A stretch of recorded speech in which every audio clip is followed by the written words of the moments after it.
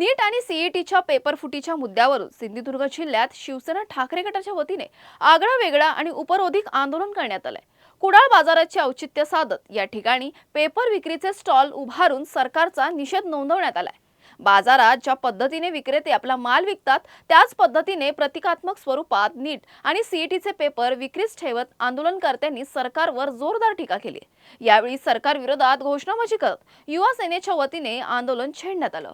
निश्चितच हे उपरोधिक आंदोलन आज आमच्यावर करण्याची वेळ आली आणि या सरकारने आणली आहे। गेली एक वर्ष बघितलं तर मुलांच्या भवितव्याशी कोणतंही देणं घेणं नसलेलं हे सरकार आहे।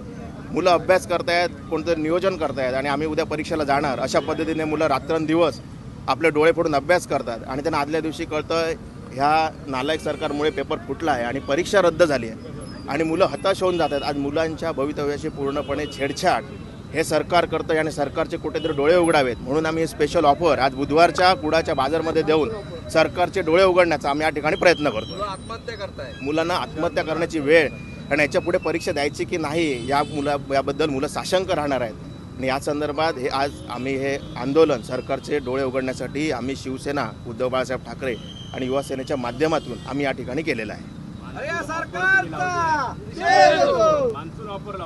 मान्सून ऑफर म्हणजे काय? आता शिक्षण मंत्री विकतातच आहेत ना पेपर, ते ऑफर देत आहेत, आमदार खासदार फोडतायत आणि आता मुलांचं भवितव्य फोडतायत।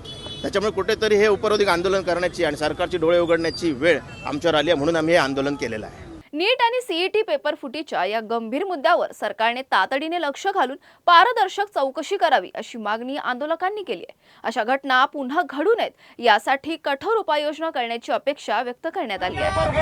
आणि मुलांच्या भवितव्याशी खेळ करत आहेत पेपर विक्री करून। जीडी पेपर 4 लाख रुपये विकायला आहे। घ्या नीट पेपर घ्या, 8 लाखामध्ये नीट पेपर घ्या। अशाच महत्त्वाच्या बातम्या बघण्यासाठी पाहत राहा आवाज इंडिया मराठी, शोध सत्याचा।